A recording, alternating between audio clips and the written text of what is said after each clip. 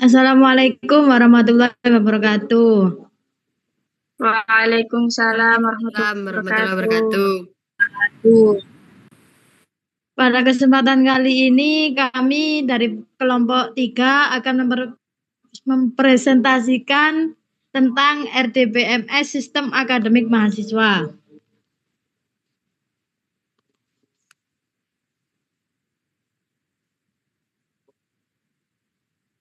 Dengan anggota kelompok Nabila Najwa Zahro NIM 50, Alzainab Lariza NIM akhir 55, Syahla Talita NIM akhir 57, Febriana Mariatul Kiptia NIM akhir 59, Rahma Rizkina Mardotillah NIM akhir 89, Ulin Nikmatul Hamidia NIM akhir 31, Riziatul Nurvita Maindika Putri NIM akhir 36. 236.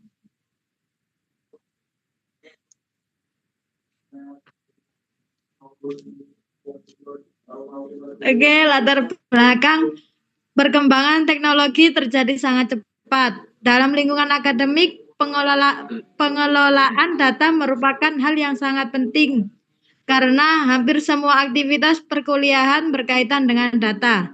Data tersebut meliputi data mahasiswa, data mata kuliah yang ditawarkan, periode semester, serta nilai yang diperoleh mahasiswa. Jika pengolahan data dilakukan secara manual, kemungkinan terjadi kesalahan pencatatan dan duplikasi data akan semakin besar. Oleh karena itu diperlukan sistem basis data yang mampu menyimpan dan mengelola data secara terstruktur sehingga informasi dapat diakses dengan lebih mudah dan efisien. Lanjut.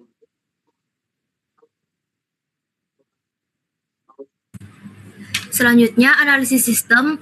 Analisis sistem dilakukan untuk memahami bagaimana data dalam sistem akademik disimpan dan dikelola.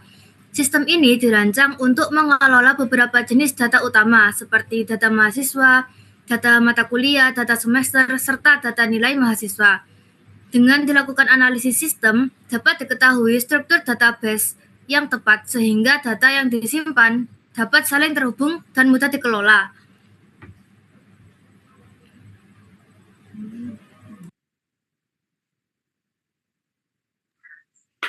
Selanjutnya itu ada identifikasi entitas. Entitas adalah objek utama dalam database yang disimpan dalam bentuk tabel. Setiap entitas memiliki atribut atau kolom sebagai penjelas data. Entitas yang terdapat pada sistem itu ada mahasiswa untuk menyimpan data mahasiswa, NIM, dan nama.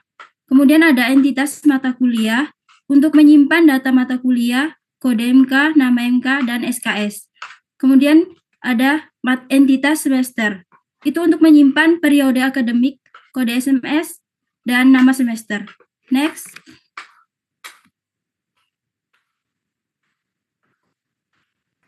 Yang berikutnya itu ada entitas detail MK.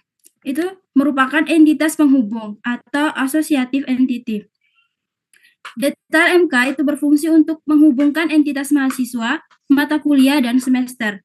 Melalui entitas ini, sistem dapat mencatat informasi mengenai mahasiswa yang mengambil mata kuliah tertentu pada semester tertentu, sekaligus menyimpan nilai yang diperoleh mahasiswa tersebut.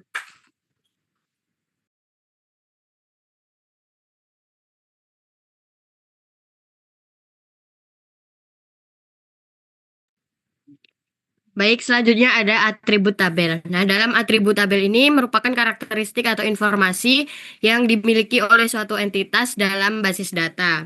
Nah, berdasarkan analisis yang telah dilakukan, terdapat beberapa entitas utama dalam sistem akademik, yaitu untuk tabel mata kuliah. Nah, tabel mata kuliah itu digunakan untuk menyimpan informasi mengenai mata kuliah. Dan atribut yang terdapat pada tabel yaitu ada kode MK, ya ini bisa diartikan dengan primary key ya dalam mata kuliahnya. Terus ada nama mata kuliah sama SKS-nya.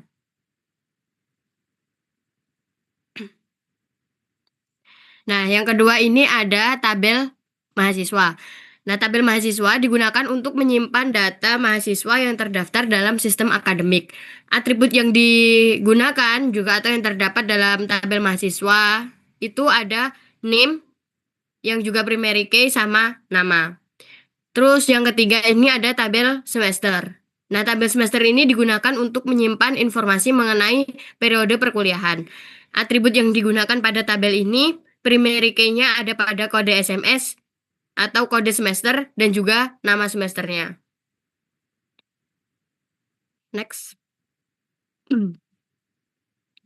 Nah, ini yang keempat ada tabel detail dari mata kuliah. Untuk tabel detail dari mata kuliah berfungsi sebagai tabel penghubung antara mahasiswa dengan mata kuliah. Nah, atribut yang terdapat pada tabel ada NIM, kode mata kuliah, kode semester, sama nilai.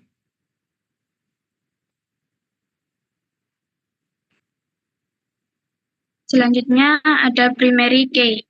Primary key merupakan atribut yang digunakan untuk mengidentifikasi setiap data secara unik dalam sebuah tabel. Pada tabel mahasiswa, NIM digunakan sebagai primary key karena setiap mahasiswa memiliki NIM yang berbeda. Pada tabel mata kuliah digunakan kode mata kuliah sebagai primary key, sedangkan pada tabel semester digunakan kode semester. Pada tabel detail mata kuliah digunakan kombinasi beberapa atribut yaitu NIM, kode mata kuliah, dan kode semester sebagai primary key. Next, foreign key, yaitu merupakan atribut yang digunakan untuk menghubungkan satu tabel dengan tabel lainnya dalam database.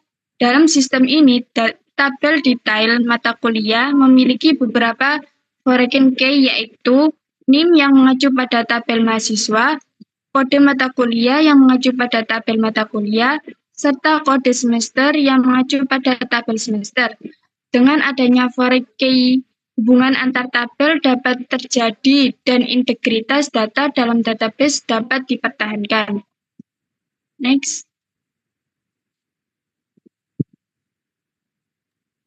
Selanjutnya adalah IRD atau Entity Relationship Diagram.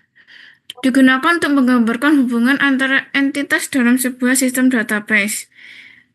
Di dalam IRD ada 3 komponen, yaitu ada entitas, digunakan adalah objek atau konsep, misalnya mahasiswa, mata kuliah, atau semester. Yang kedua ada atribut, digunakan untuk informasi yang dimiliki oleh entitas, misalnya nama mahasiswa, kode mata kuliah, atau jumlah SKS. Dan ketiga ada relasi, adalah hubungan antara satu entitas dengan entitas lainnya. Melalui IRD, struktur database dapat dipahami dengan lebih jelas karena hubungan antara tabel digambarkan secara visual.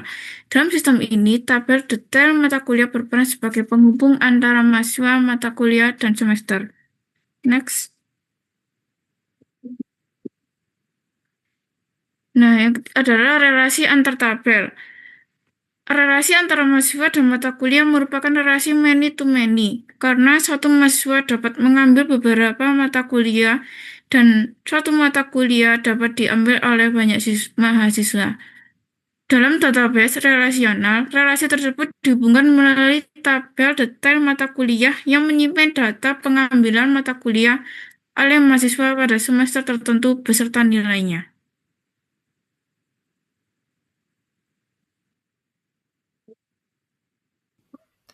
Baik, selanjutnya kesimpulan. Berdasarkan pembahasan yang telah dilakukan, dapat disimpulkan bahwa penggunaan Relation Database Management System atau RDBMS sangat efektif dalam mengelola data akademik mahasiswa secara terstruktur dan terintegritas. Dengan adanya RDBMS, permasalahan seperti duplikasi data, kesalahan pencatatan, serta kesulitan dalam pencarian data dapat diminimalkan. Selain itu, perancangan database melalui tahap analisis sistem, identifikasi entitas, penentuan atribut, serta penggunaan primary key dan foreign key membantu dalam membangun struktur data yang jelas dan konsisten. Penggunaan ERD juga mempermudah dalam memahami hubungan antar data, sehingga sistem yang dihasilkan menjadi efisien, akurat, dan mudah digunakan dalam mendukung kegiatan akademik. Mungkin cukup sekian presentasi dari kelompok 3. Kurang lebihnya mohon maaf. Wassalamualaikum warahmatullahi wabarakatuh.